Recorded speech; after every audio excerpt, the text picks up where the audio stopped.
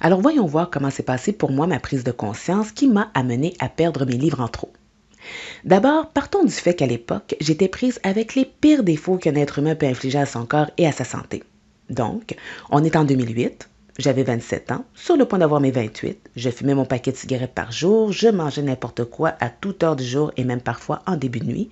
Exemple, ça pouvait être souvent des restes de restaurants que je m'étais commandés dans la semaine, comme la poutine le matin, et du PFK à 11 heures du soir. Ah oui. Ah, et vous savez, les gâteaux d'anniversaire, eh bien, si vous pensiez que j'allais attendre jusqu'à ma date de fête pour me bourrer la face d'un délicieux gâteau avec une bonne crème pâtissière à la vanille, s'il vous plaît, là, c'est mal me connaître. Non, sérieux, j'étais willing. Et pour ce qui est de l'hydratation maintenant? Oh boy. Bon, il faut comprendre qu'à cette époque, cette molécule appelée H2O, c'est comme si ça sonnait dans ma tête poison. Alors, j'en buvais très rarement. En revanche, mon hydratation quotidienne était les boissons gazeuses. Et croyez-le ou non, mais des bouteilles de 2 litres, j'en buvais 3 par jour. Donc, une l'avant-midi, l'autre dans l'après-midi et une autre en soirée. Ça en fait beaucoup, j'en conviens. Et j'ai gardé ce rythme-là pendant presque 1 an. Et vous me croirez sûrement cette fois-ci que je me suis bien sûr ramassée à l'hôpital. Mais je vous rassure, tout s'est bien terminé. La preuve, je suis là pour vous raconter mon histoire. Il y avait aussi la cigarette, comme je vous avais mentionné plus tôt, pendant 17 ans. Et pour améliorer encore plus mon cas, eh bien, je ne faisais aucun sport. Donc, mon sport préféré à moi était de regarder des films en boucle, faire le coussin devant la télé, passer à côté de ma vie, quoi. Et c'est en 2008 que j'ai eu mon éveil. Je vous mets en contexte. Donc, j'habitais un immeuble de 5 étages. Bon, là, vous me direz, ben ouais, mais il y a 3 étages là-dessus. Mais écoutez, c'est tout ce que j'ai réussi à trouver. Bon. Alors, un soir, comme tous les autres soirs, j'arrive de travailler, puis comme tous les autres soirs, j'attends l'ascenseur pour regagner mon appartement. Tous les soirs de la semaine, c'est comme ça. Puis, il y a un de mes voisins de palier de 83 ans, je tiens à préciser, qui apparaît sortant de la cage d'escalier pour aller voir son courrier. Ah, bonjour! Et moi, bonjour! Il va voir son courrier, il n'y a rien, il revient de bord. Bonne soirée! Bonne soirée! Retournant tranquillement d'où il était venu.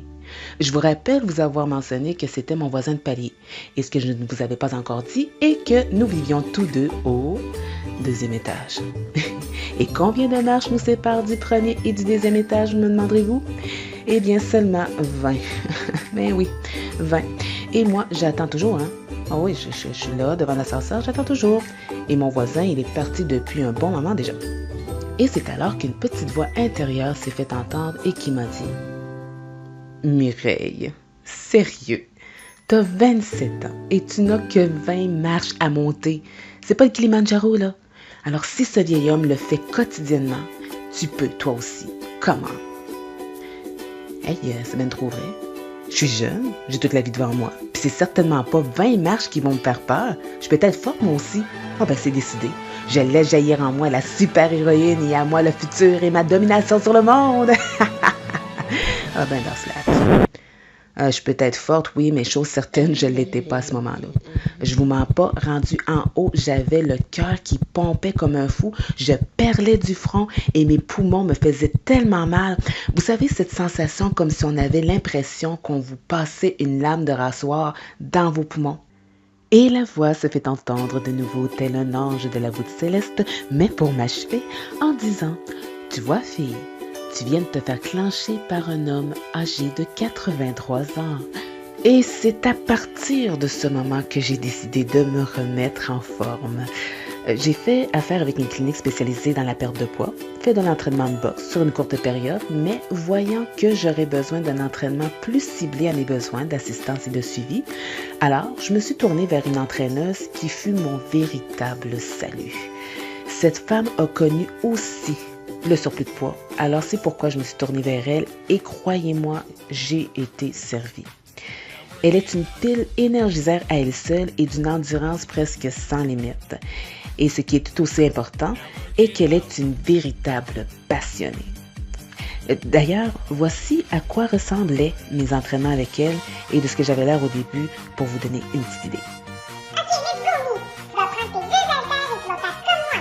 Les pieds alignés aux hanches, fais-moi 2 beaux squats puis 2 curls en même temps. Attends que tes genoux passent pas tes orteils. Pose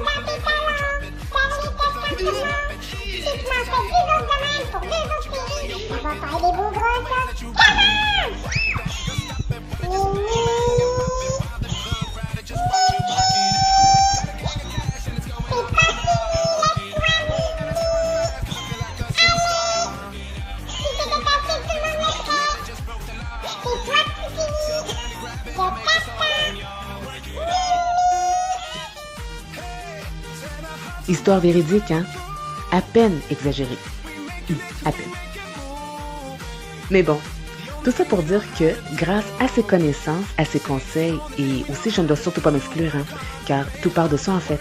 Et si je n'avais pas fait le choix de me prendre en main, eh bien je n'aurais pas rencontré cette merveilleuse entraîneuse, je n'aurais pas changé mes vieilles et mauvaises habitudes pour une meilleure alimentation, une meilleure hydratation, de bons et profonds sommeils récupérateurs, eh bien jamais je ne serais passé de ça à ça.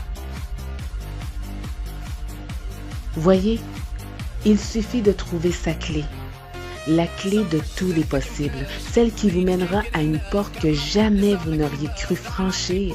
Et lorsque vous la franchissez, après tous ces doutes, après toutes ces craintes, vous réalisez enfin que rien n'est insurmontable et que tout est possible si on le veut vraiment.